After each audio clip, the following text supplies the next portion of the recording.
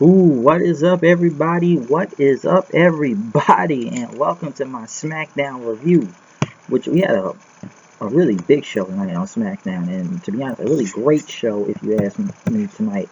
So what we saw on Smackdown. A lot went down tonight, even though it wasn't a lot of matches on here, but we had a lot of information and news that was worth watching and better than anything that went on Raw last night, because that was shit. But we kicked it off with Shane McMahon looking at the footage of the Harper, which pretty much Harper won. AJ Styles fell out of the ring and went out first. Talking about what was going to happen tonight as AJ started making jokes about Luke Harper. Luke Harper stood right behind him. And Luke Harper went up to Shane McMahon, Daniel Bryan, and said thank you. But we kicked it off with Miz TV as Miz came out and talked about the Battle Royale with John Cena. And he welcomed John Cena there. And they pretty much told him to cut Cena's mic. He cut him off. And he says he wants to get some frustration after the past 10 years off his chest. And a lot of opportunities were lost because of John Cena. And that he's been very manipulative and to get his way through management so he can get the keys to WWE. So he can be pretty much king and stuff around here. And pretty much he went on to talk about John Cena more, that, Cena needs everything, and he just gets to be the other guy. And pretty much Cena says, you won't beat anybody else but you. And he reminded Cena, like, I've beaten you at WrestleMania before, okay? I main event and beaten you at WrestleMania. And, 2 weeks later and stuff, you just turn around and you're just manipulating everybody. Like, you just came in here and got a title shot because you're John Cena. All you had to do was come here and you just gifted the shot. And, you just become more and more like The Rock, and just being very manipulative. Because, Cena, he's got the right connections and stuff and everything. So he's pretty much, he looked at The Rock. Like, you're trying to act now. You're trying to go to Hollywood and stuff. And fans started chanting, you sold out to Cena after they just cheered him. But, Miz pretty much said, he is a sellout, and he knows he's a sellout. You're just playing the character John Cena. You become a parody of your former self. And, you're just a joke. You're not Super Cena anymore. You're just barely decent Cena. You're just barely. You're not even a Super Cena no more. And, you want your cake and you want to eat it too. You want to be in Hollywood. You want to be in WWE. But you can't have it all, he says. But, because, like me, I'm here every week making sure Smackdown is being great and stuff. And he talked about John Cena tying Ric Flair's record, trying to think he's one of the greatest of all time and stuff. And, you can add your title to the books and everything. And, Cena pretty much says, you've denied these opportunities, you've done everything you could, and pretty much screwed him out of what he's doing until. And the thing about John Cena is he kept laughing through this whole segment. It's like John Cena looked at me and was like, who is this guy? Like, why should I care? And just kept smiling, like, didn't even take it seriously. But then Cena got on the mic then. And, you've been saying the same thing everybody else been saying for me over a decade now. About this black arts manipulator. And, like, you really think I want to be standing face to face with you in the ring? No, I'd rather be facing the Undertaker right now. That's what I'd rather be face to face with. Especially at WrestleMania. And, you pretty much talked about, running people that running him, believe him and stuff. Then I'm gonna leave and everything. As people start chanting Cena then, and everything Miz says is false because everybody knows who I am. They know I'm John Cena, but who is the Miz? What, he made his mark on the real world by stealing The Rock's gimmick and everything? Did you do it by stealing Chris Jericho's personality when you got here? Did you steal Ric Flair's finishing move by doing the figure four, which is true? Did you steal Daniel Bryan's offense and his gimmick too, with the yes chants and everything?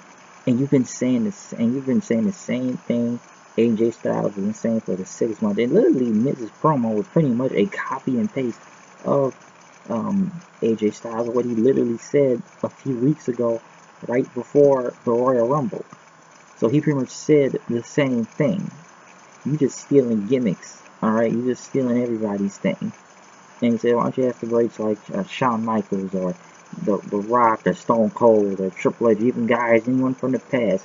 Because like you don't even know who you are, do you? You just a dude that's dressed as a dude playing another dude, and Cena pretty much told him like, you ain't the Undertaker, but if you pressed him again, you'd be a dead man.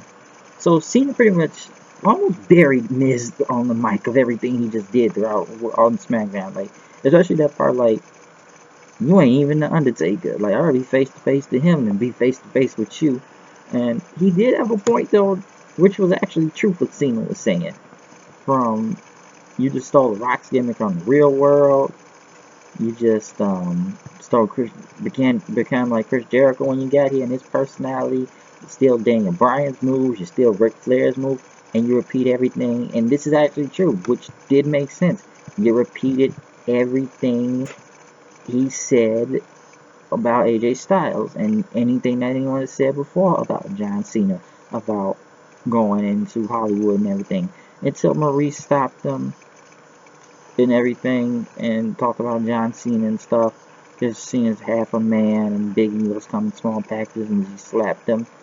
And pretty much Cena pretty much started laughing. It says, you just made the biggest mistake of your life. And the last thing he said to Miz was, don't bring a knife to a gunfight if you're going to be on the mic with me again. Which Cena pretty much literally murdered the Miz on that. And I'm not saying Miz did a bad promo himself, but it was, like I said before, it was copy and paste after AJ's thing, and Cena literally murdered him on the microphone. Like, he literally murdered him out there.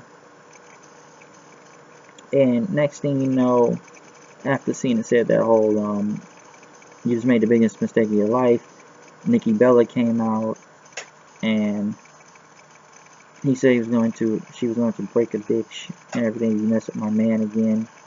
So it was a great opening, and I've said this before already on the last SmackDown review. I'm not for this whole John Cena and Nikki Bella versus Miz and Maurice thing. And John Cena came out in interviews saying like, don't blame him for this match. I didn't make the match.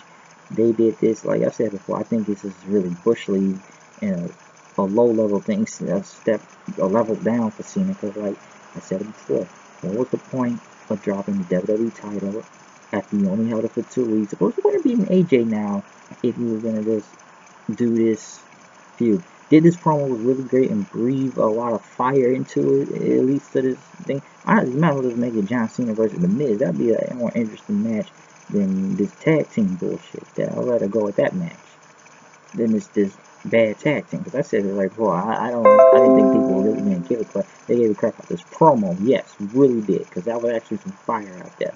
But as for the idea still on this match itself, I think it's stupid. I think it's the stupidest fucking idea I've ever heard of. I'm no fan of it.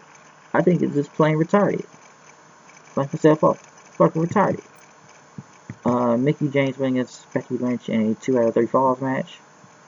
Mickie got the first one with the DDT. I didn't even see the second one because I think it was commercial. Becky got a roll up. And when it came to the third, Alexa Bliss came out and interfered. And Mickie James, they got the roll up on her, but Becky pretty much hit the disarmer in and won the match, which wasn't okay. I think the commercials killed it because there's so many commercials, it makes no sense. But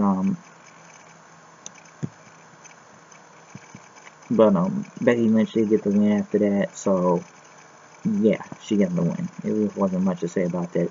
Alexa Bliss then started talking in the back and talking about, her match and everything, and that, she's a 2-time women's champion, and talk about her Oscar speech and whatever, I guess, until Natalya pretty much came out and says, I'm coming for your title now, alright? So I'm going to take it from you. So I guess they're going to be in a feud now for the title. So that's going to happen. AJ Styles is in backstage, saying he's going to main event WrestleMania. Luke Harper against AJ Styles, which I'm surprised this wasn't the main event, which was a really good match. I'll give it that. Really good match. But AJ pretty much hit the forearm and got the pin, but Luke Harper's foot was on the ropes until Shane McMahon came out. Well, I'm sure we all know where this is going. Shane McMahon came out and restarted the match. AJ Styles then got in the ring and started getting pissed at Shane McMahon. Luke Harper didn't hit a super kick, but it hit Shane McMahon, hitting him. And then after that, AJ pretty much pushed Harper into the ring post, put him back in the ring, hit the 450, and actually won the match. It will be going to WrestleMania, the main event against Bray Wyatt, I assume now. So I guess that's going to go. So I am surprised AJ got the win, but we don't think this is over yet. I'm sure Shane McMahon will do something next week to talk about this, because then AJ was in the back and Dan Bryan didn't shake his hand, but Daniel Bryan didn't, and pretty much said that AJ's gonna be watching close to this thing tonight with this invocation with Bray Wyatt. John Cena was in the back with Nikki until Carmella and James Ellsworth called them phonies, and Nikki Bella booked themselves into a match next week in a tag match, which, Jesus Christ, is James Ellsworth thing. Tired of this thing, whatever they're doing with him and Carmella. And now you put him against Super Cena right there, and Nikki Bella. What is this, career suicide? Why is he on this John Cena? What? Makes no sense. Dean Ambrose came out, which was supposed to be a match against Kurt Hawkins. DDT, get rid of him. And, he's just going to learn the lessons in life. You don't eat burritos, go to roller coasters. Don't call the wrong women sturdy or whatever. And, he said, I've been beating the crap out by Baron Corbin, but now I want him out here so he can kick his ass. And Ambrose likes pain and everything. But Corbin pretty much came out and said, I don't have to come out for you right now. You don't amuse me. And then Dean Ambrose started making a lot of jokes out there, really. So listen, my car only has 15 minutes left of parking, so let's get this over with. But I don't know. Dean Ambrose said a lot of comedy stuff out there, and Corbin and whatever. Dolph Ziggler went against Apollo Crews in a chairs match, which I did not know what was going on. I didn't care that much. But Ziggler won and dropped pretty much Crews pretty much to his nuts on the chair and won the match. And I don't know, Ziggler pretty much taunted him out there, so I beat up clowns like you every day. So I don't know. Once again, I did not care about this match that much. And then again, I just think they just like what was spot in the ring. And once again, I think people are still cheering Ziggler out there anyway. So yeah. And then we got to the big thing, the last thing of the night. Bray Wyatt. As he says, since he's going to be going against AJ, he says he's just numbered a mortal man. He's stepping up to the god or deity or whatever. And that style will feel the spirit of the vessel himself. He is the spirit of the master. And I use the volcano. And that is where Randy is right now. And Randy showed up on the screen, Randy Orton. And, since he gave Orton the keys to the kingdom, Randy Orton was in the place where usually Wyatt does his promos, in that barn, the place of worship. The devil calls his name sacred ground, hollow ground is Bray Wyatt called it. And as Randy Orton says, if you can't beat him, join him. He said, this is Bray's place to what he has, but it's not mine. As Randy Orton pretty much went out, said it never was. Says, yeah, you can beat him, you can join him, but at the right time, you gotta screw him. And this is where Sister Abigail was laid to rest here. As he picked up a pickaxe, then he said he's going to burn the spirit of Sister Abigail and watch him die with her, pretty much. And he said he was as long as he was the servant, Bray Wyatt was the master. But in that moment right there, I shall be the master and you shall be the servant. And then Orton pretty much threw the pickaxe, and he picked up a bunch of gasoline cans and threw them all over the place, pouring gas everywhere, which there were worms crawling on the ground where the floorboard of Sister Abigail was laid to rest. And then next thing you know, he said, I'm coming for you, Bray, and I'm coming for my title at WrestleMania. And Bray Wyatt was in the ring saying no and begging, why, no, like, Bray Wyatt was just traumatized. I said, oh God, no, stop it. Until Orton just poured more gas and gas and gas, and he got outside. He says, pretty much, Sister Abigail will burn into damnation right here. As Wyatt pretty much begged, and Orton pretty much lit the match on fire, and he threw it to the building and pretty much did his pose, and he begged Orton to stop it. Don't do this, Randy, don't do it. But he burned Sister Abigail to ground, where she was supposedly buried, and he burned the building apart, and Wyatt was just pissed, walking all over the place, begging, just telling him to stop. And he pretty much made Bray Wyatt go crazy, that he went into a fetal position right by the announce table, rocking back and forth, back and forth. And I'll say this right, that was some dark ass shit. But I loved every single one of it.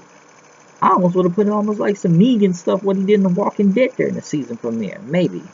But that was dark and it was great. But I guess Orton will be going against Wyatt at WrestleMania, which now is supposedly a triple threat match for the time being with AJ Styles in it. You know, he seems like a third wheel off of this now.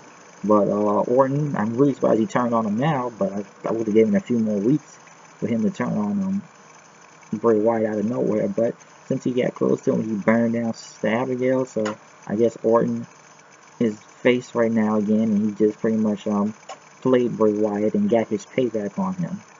But Wyatt just shaking and crying and just sitting there in a fetal position, rocking back and forth.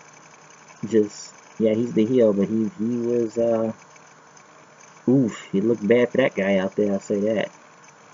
But this was a really great show.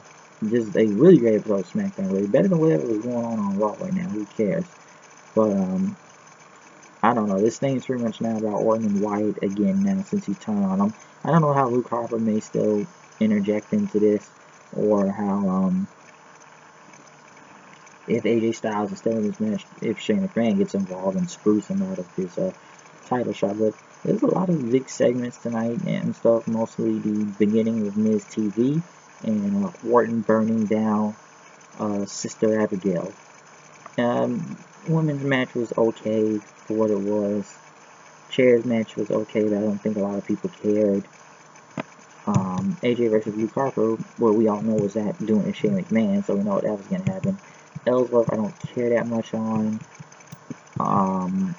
Like I said, women's segment was good. The match also, Alexa Bliss, Becky, and Nikki out there. So yeah,